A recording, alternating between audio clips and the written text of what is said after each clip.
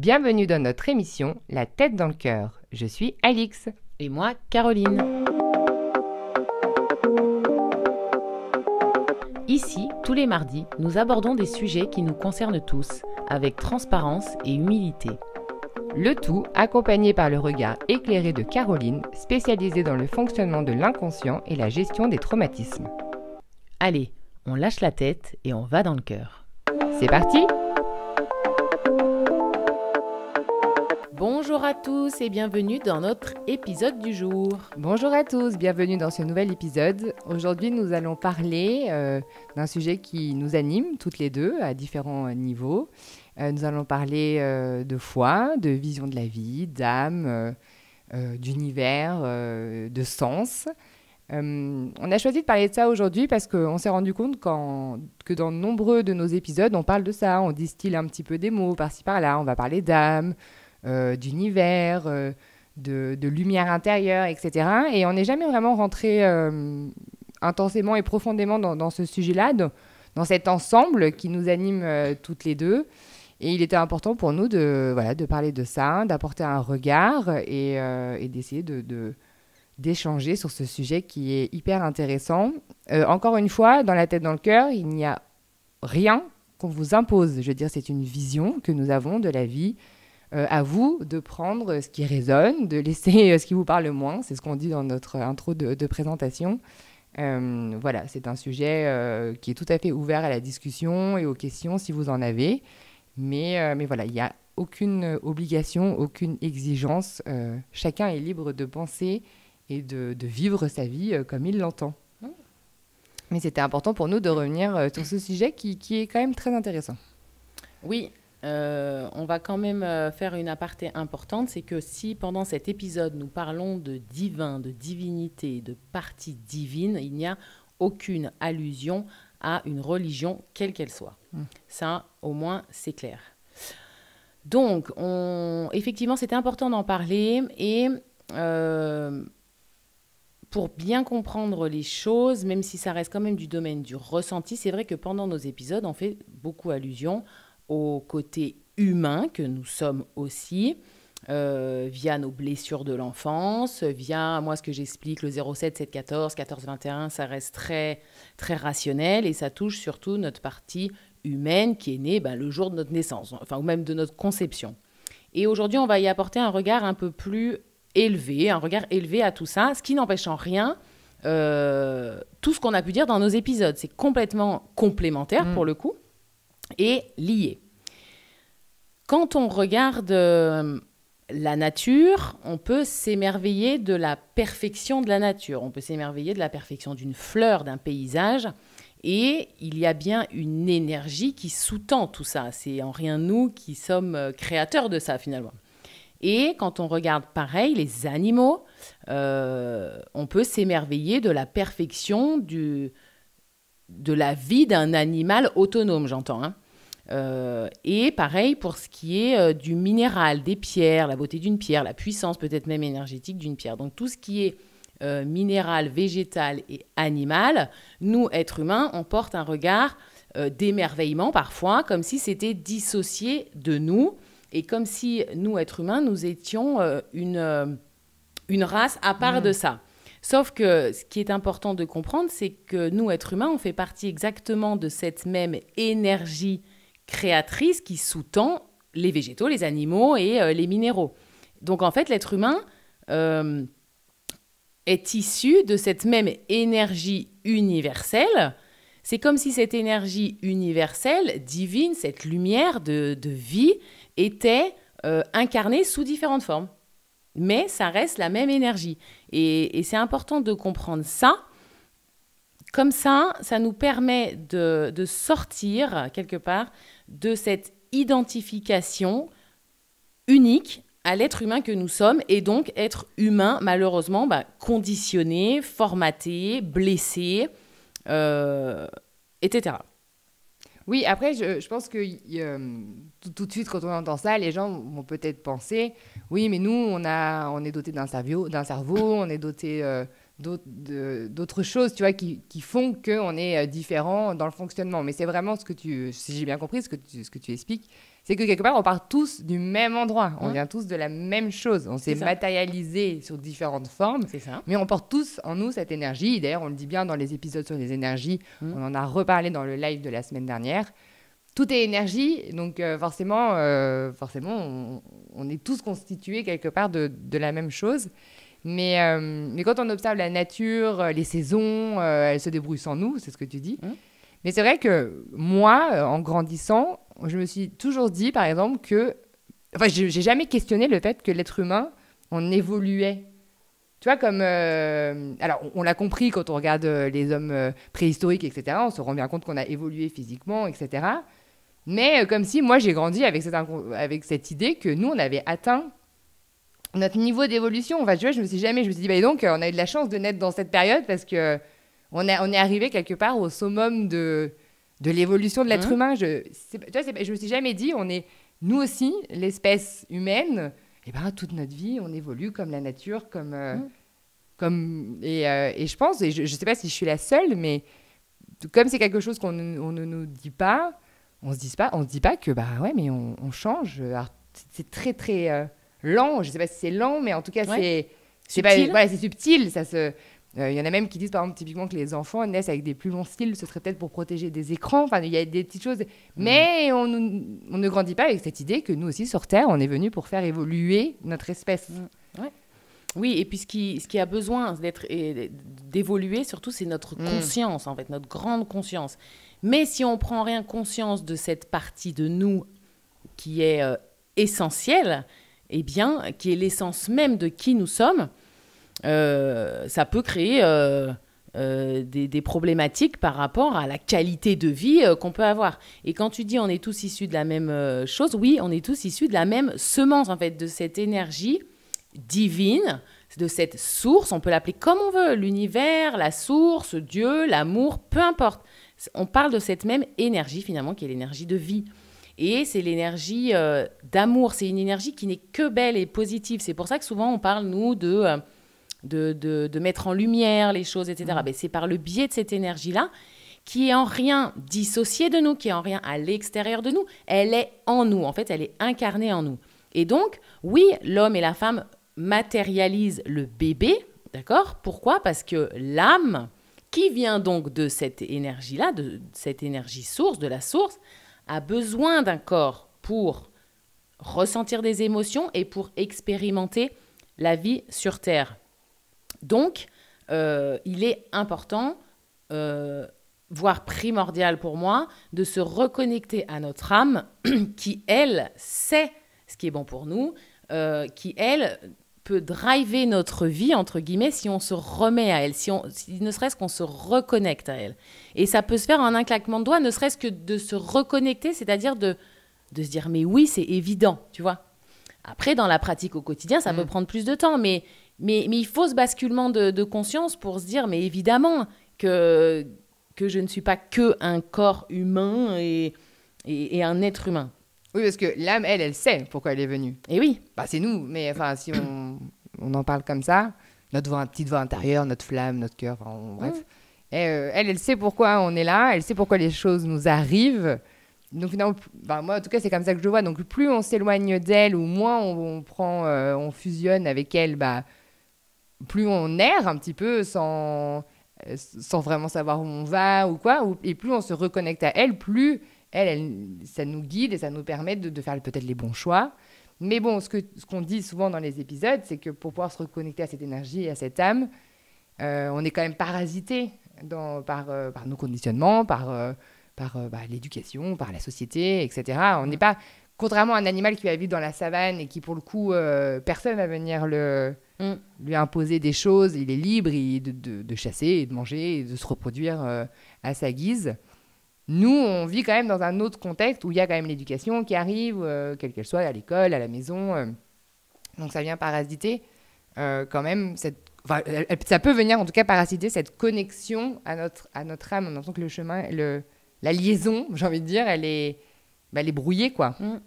Oui, en fait, pour mieux comprendre avec des mots très très simples, c'est que notre âme, effectivement, qui vient de cette dimension-là, eh bien, elle a choisi de s'incarner. C'était consenti, ok ? Et quand l'âme s'incarne dans le corps, elle passe ce qu'on appelle le voile de l'oubli, ce qui fait qu'effectivement, une fois incarné, en fait, on oublie ça.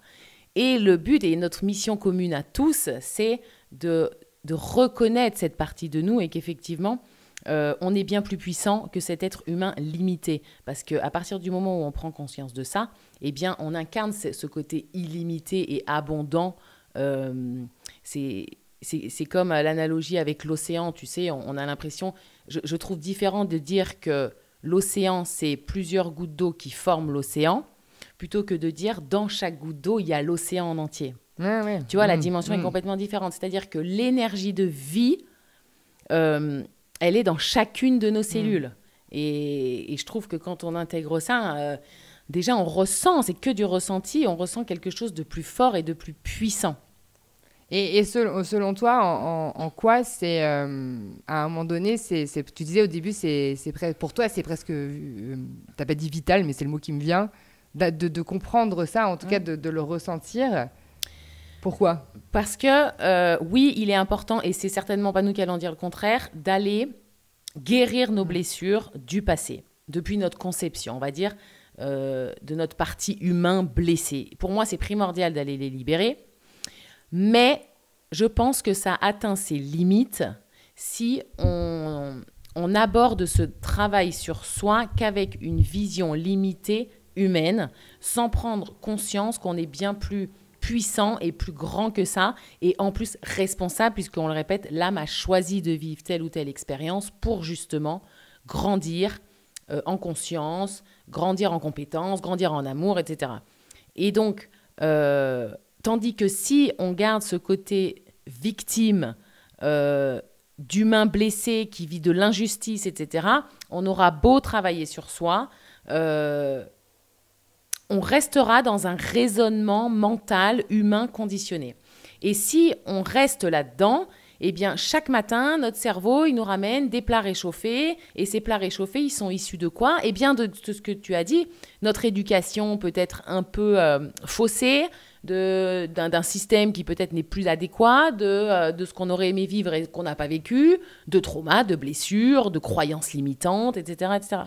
Oui, un peu, ça rejoint un peu cette quête de sens. C'est-à-dire que si effectivement on a vécu des choses difficiles, voire même dramatiques, on aura beau les transcender et essayer de les libérer, mais si on considère qu'on les a subis quelque part par je ne sais quelle une injustice, un hasard de vie, c'est sûr que c'est vrai que j'ai des difficultés à comprendre comment, et puisqu'on peut vraiment aller libérer ça en profondeur si on part du principe qu'effectivement ça ne nous a pas apporté autre chose, c'était pas plus fort finalement. Il y avait une raison quelque part valable. Alors, c'est peut-être un peu dit avec des mots un peu but en blanc. Et ça, je pense que c'est une notion que j'ai mis du temps à comprendre quand tu me disais il y a des années. Mais enfin, on a choisi de vivre cette vie-là, etc. Quand on vit des choses extrêmement difficiles, ça peut être difficile d'entendre. Oui, mais tu l'as choisi et tu t'es autorisé finalement une vie difficile pour pouvoir transcender tout ça et évoluer d'autant plus, quoi.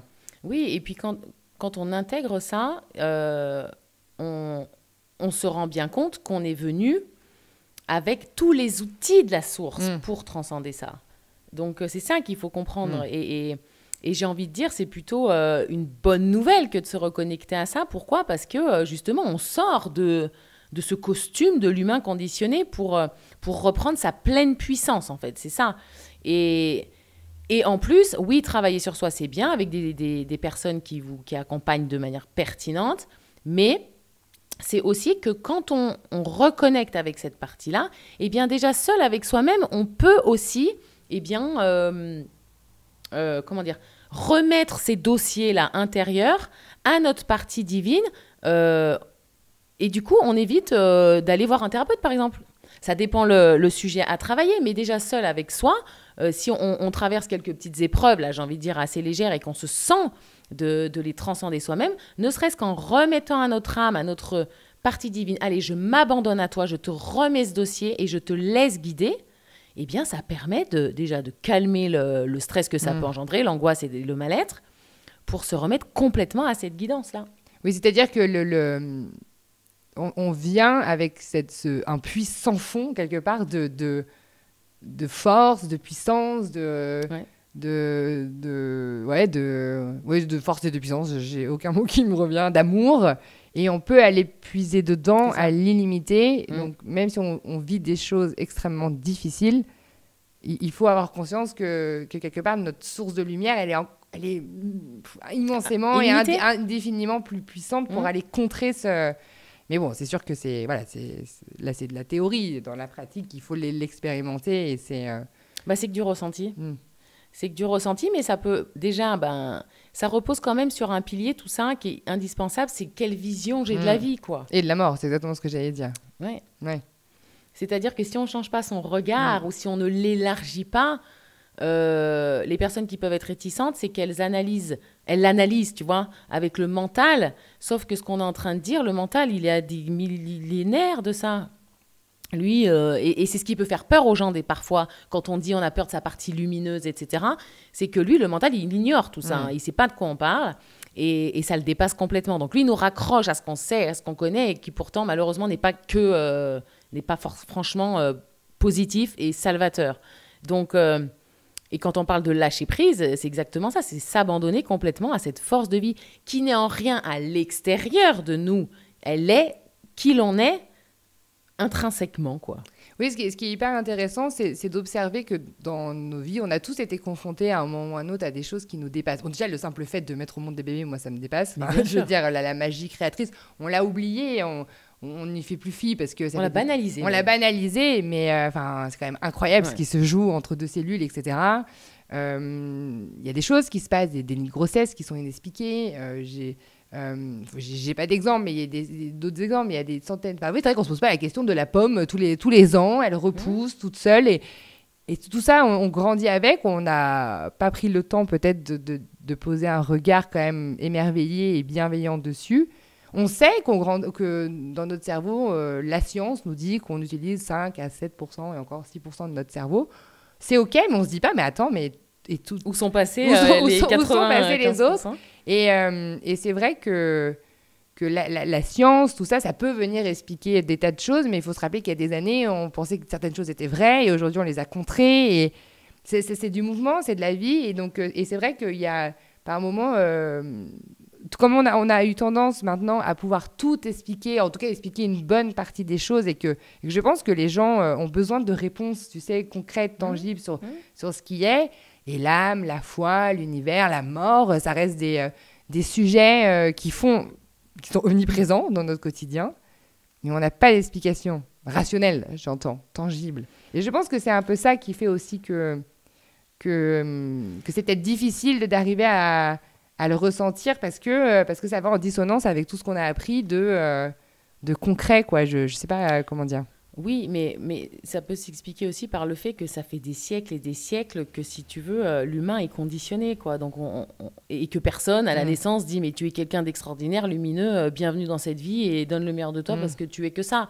Et forcément, c'est comme si de siècle en siècle, de génération en génération, eh bien, on entretenait les conditionnements, les croyances, le côté humain, c'est comme ça que ça fonctionne, etc. Alors que peut-être que si on nous avait dit plus tôt, eh bien, la vie serait autrement que celle qu'elle est là actuellement. Et tu parles de science, mais si on se penche un peu sur la physique quantique, c'est très, très scientifique. Et ça résume en gros que les particules qu'il y a dans l'univers, elles sont dans nos cellules.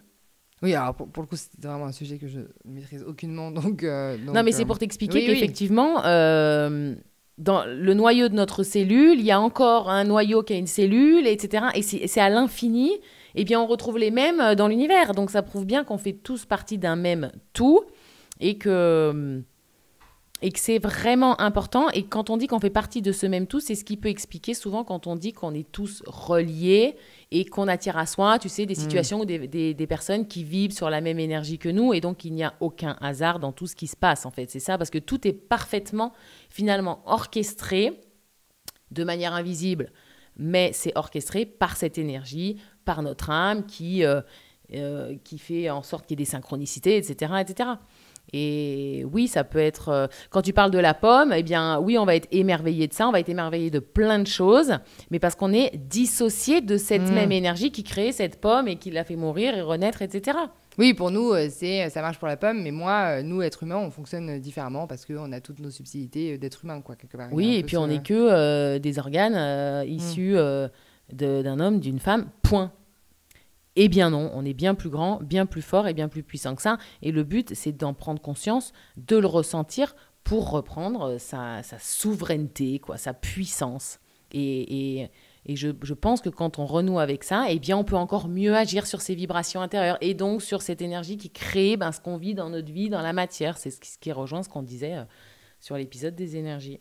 Et moi, je le sais, toi tu as toujours grandi avec cette idée qu'il y avait autre chose, je ne sais pas comment dire, que la vie, ça ne pouvait pas être que ça, que ce qu'on t'avait présenté au sein de notre famille, etc. Je pense que tu es loin d'être la seule de grandir avec ce truc de se dire, mais enfin, d'être un peu cette quête de sens. Tu me parlais de sens en préparant l'émission. Et je trouve que quand on a des enfants, ou ne serait-ce que, pas forcément nous-mêmes, mais autour de nous, si on observe certains enfants, déjà si on observe les enfants aujourd'hui, c'est vraiment toute une génération qui vient nous aider à nous reconnecter avec ça. Déjà, ils sont tous beaucoup plus sensibles globalement. Y a plein d'études qui montrent que les enfants dorment de moins en moins bien. Là, dans La tête dans le cœur, j'ai partagé un épisode du podcast de la Maître Essence où elle parle de ces enfants dits turbulents, pénibles, etc., définis par la société comme turbulents, pénibles, etc. Et elle pose un autre regard dessus où elle dit, mais en fait, ces enfants-là, ils sont venus nous dénoncer quelque part un système qui ne fonctionne plus, parce que l'école, même s'il y a plein d'instituts qui se forment, qui évoluent, qui essayent de... tout ça est régi par un système plus haut et ils ont des budgets qu'ils n'ont pas. Bref, on connaît le système scolaire aujourd'hui et à quel point l'éducation est loin d'être une priorité pour l'État. Néanmoins, le système est resté le même et est resté figé depuis des années, si ce n'est des petites évolutions à gauche, à droite, mais ça n'a pas pris le pli. Et ces enfants, ils viennent et ils nous disent, attention, ce système-là, il ne nous correspond plus. Et comme, effectivement, pour la majorité, on ne vit pas avec cette notion de tout ce dont on parle, eh ben, on va tout de suite coller des étiquettes sur ces enfants. Mais lui, il est pénible, lui, il doit être machin. Et donc, on vient par la science, peut-être même des fois, trouver des pathologies. Attention, il y en a qui en ont réellement. Mais on n'a jamais vu autant d'AESH dans les écoles, on n'a jamais vu autant d'enfants en difficulté, etc. Et c'est vrai qu'on peut, et elle le dit, et vraiment, je vous invite à écouter cet épisode, on peut quand même difficilement croire que... oui, les écrans, oui, machin, mais bon... Il y a quelque chose de plus profond. Il y a quelque chose de plus profond, et finalement, ces enfants qui viennent un peu rebelles, un peu qui viennent dénoncer de par leur comportement, on les entend pas, on les observe... un chien. On les entend pas, on les observe pas. Et je trouve que ça rejoint un peu cette notion de ce que je disais, que pour moi, l'être humain, on avait fini notre évolution... Ça y est, il y a eu des guerres, il y avait eu plein de trucs, et nous, on était arrivés un peu au summum, et quand vraiment, il n'y a pas si longtemps, j'ai pris conscience de se dire, mais en fait, mais quelle prétention, merci, de penser qu'on avait atteint notre but, alors que...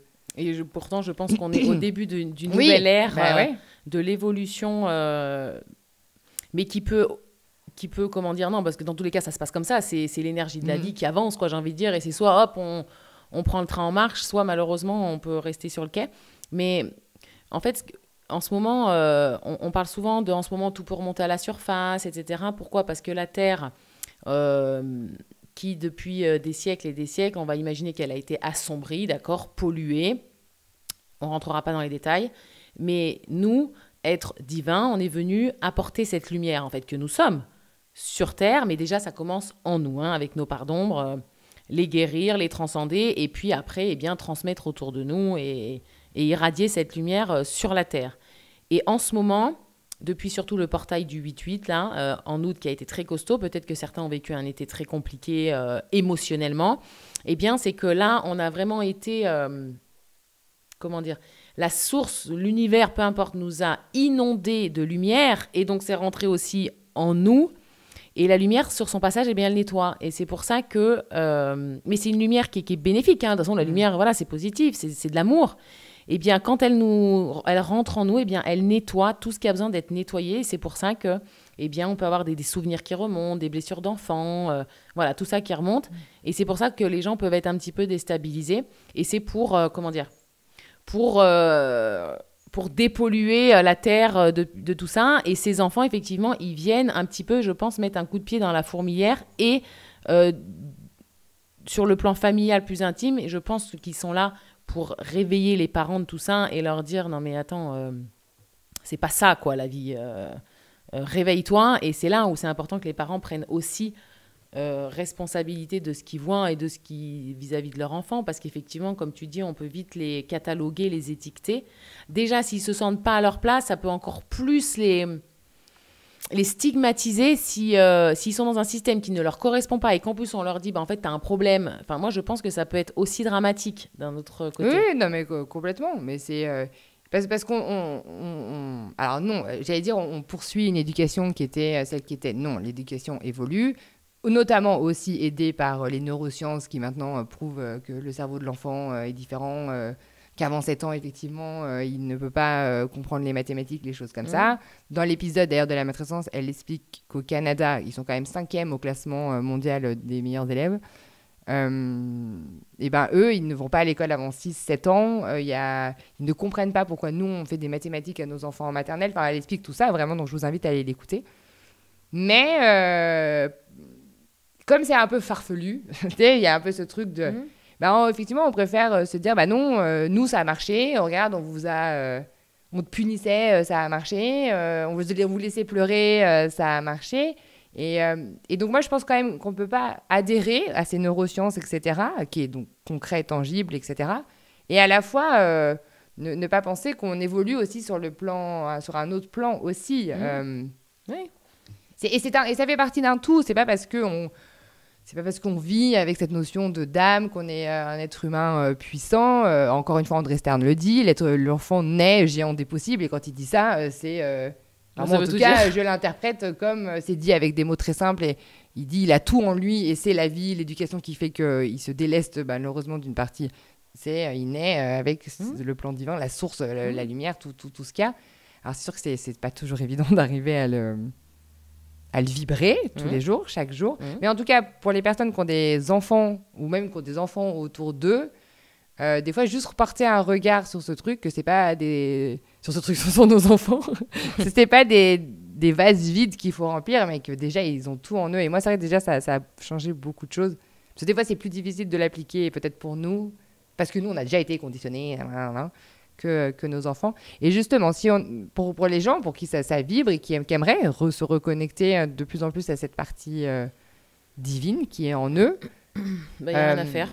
On parlait un peu dans le live, peut-être des fois un petit peu de... Ouais, la musique. On parlait de la musique. D'avoir un peu cette discipline. Tu dis cette petite phrase le matin. Non, quand je dis il n'y a rien à faire, c'est qu'il n'y a rien à mettre en place par du faire, d'un raisonnement mental, parce qu'on a entendu qu'il fallait faire ça et que voilà, c'est par rapport à ça que je dis il n'y a rien à faire, parce que c'est vraiment se reconnecter à l'être. On est vraiment dans une période où c'est l'être qui doit primer, et pour ça, bien peut-être s'octroyer plus de temps, sans dire 5 heures par jour, ne serait-ce que 5 minutes, 2 minutes, le matin au réveil ou le soir en s'endormant, ne serait-ce que prendre conscience, se reconnecter à la respiration. La respiration n'est que...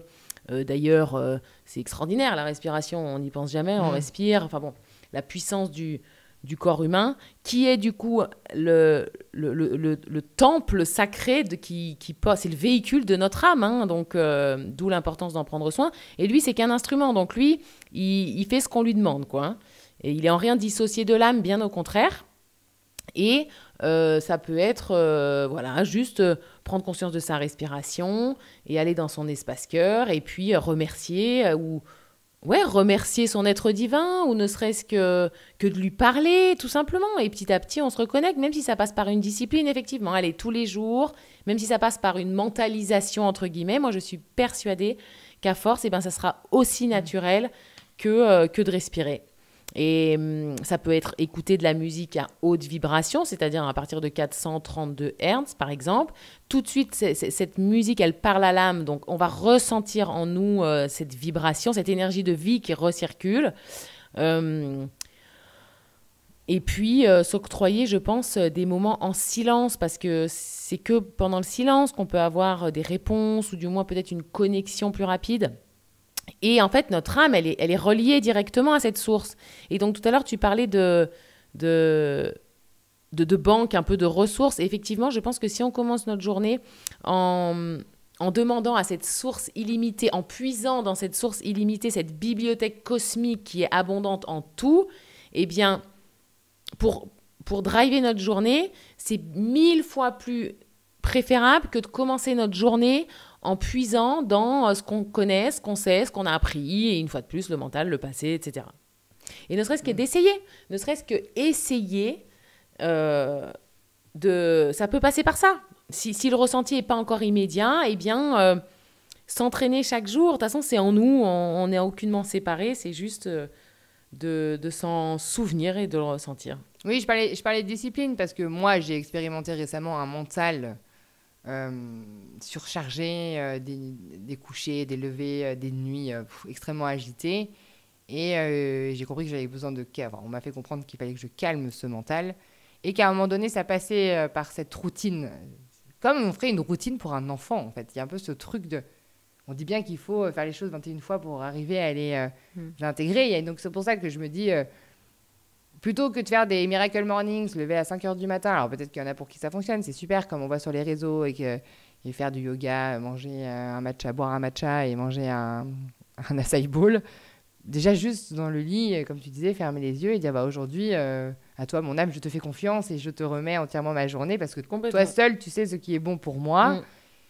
Hop, et puis ensuite, on y va, quoi. Et on se laisse guider. Et on se laisse guider. Et c'est pour ça que je pense que c'est des petites phrases qui paraissent anodines, mais qui, petit à petit, avec le cœur, etc.,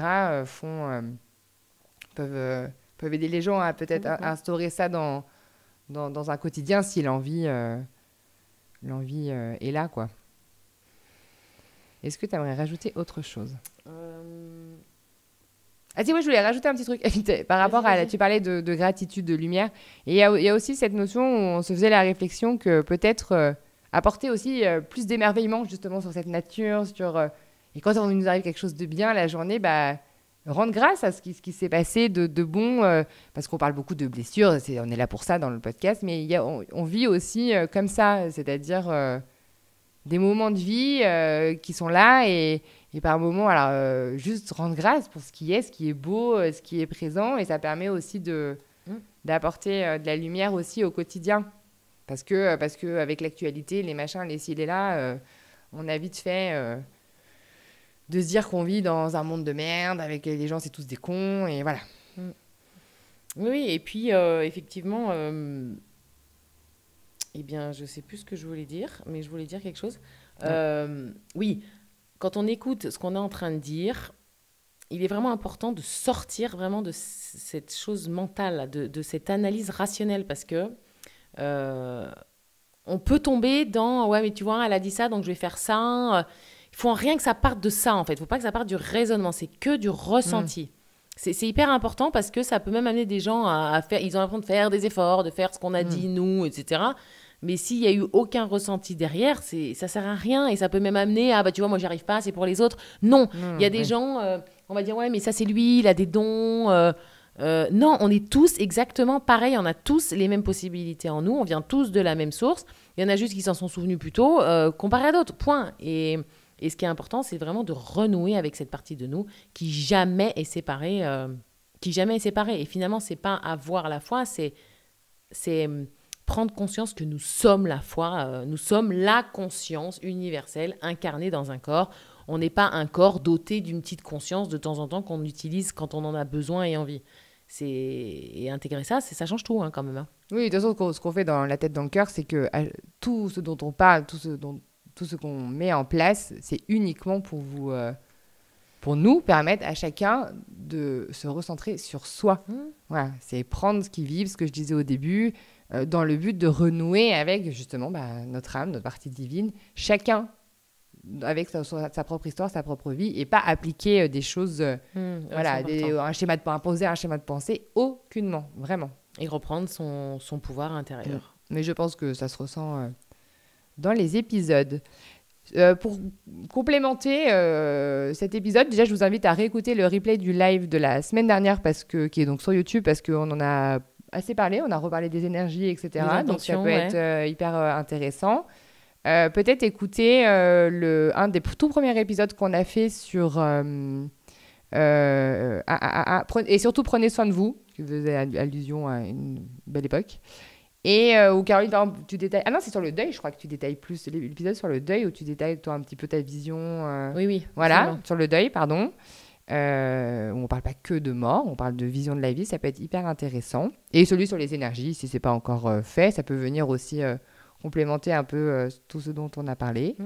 Et donc, on a annoncé aussi dans le live que nous ne ferons plus de live sur YouTube le premier jeudi de chaque mois. Parce qu'on met en place des ateliers payants avec un vrai logiciel de webinaire où ce sera vraiment des groupes de parole version plus, avec des ateliers, des exercices, des guidances, etc. Mais ça, on vous en parlera plus en détail cette semaine, avec une vidéo de présentation, mais on voulait quand même vous l'annoncer. Et oui, et ce que je voulais dire, et ce sera mon mot de la fin, c'est quand tu parlais de ton mental qui était en surcharge tout à l'heure. En fait, parfois, oui, on peut être submergé par ce mental qui, en fait, lui, rentre en panique par rapport à ce que j'expliquais, cette lumière qui, en ce moment, fait tout remonter à la surface dans le but de le libérer. C'est que lui, il peut... À ce moment-là, c'est souvent quand on change vraiment de fréquence vibratoire parce que lui, il est en panique, parce qu'il sent qu'il y a quelque chose d'inconnu pour lui, parce que pour notre âme, elle, c'est connu. Pour lui, c'est inconnu, ce vers quoi tu vas. Et donc, il essaye de te raccrocher à quelque chose qui, lui, il a l'impression de maîtriser, de contrôler. Par cette énergie qui est bien plus forte, et c'est pour ça qu'il peut se mettre en surcharge pour te dire hey, tu vas où et effectivement l'apaiser, je sais plus dans quel épisode on parlait de ça, le rééduquer, ce mental. Mais qui le rééduque? Eh bien c'est notre partie divine, lui dire tout va bien, je prends les rênes de la vie, tout va bien, tu peux reprendre ta place et être serein. Voilà, c'était pour expliquer parce que je pense qu'il y en a qui peuvent le vivre, ça, ce vélo là sans arrêt qui tourne dans la tête. Eh bien, on peut lui dire stop, mais stop avec assertivité, avec douceur, avec fermeté, de par notre partie divine qui dit calme-toi, tout va bien, je prends les rênes. On en a parlé dans le dernier épisode. Ok.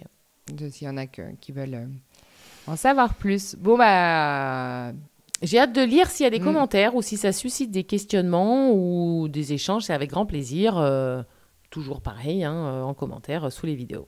Oui, on vous invite vraiment à nous contacter sur Instagram, Facebook ou même en commentaire YouTube voilà, pour nous donner votre point de vue, ce que vous en avez pensé, si vous avez des questions, des interventions. C'est toujours un plaisir de vous lire et d'avoir vos retours. Et puis surtout, sentez-vous libre de partager tous ces épisodes au plus grand nombre.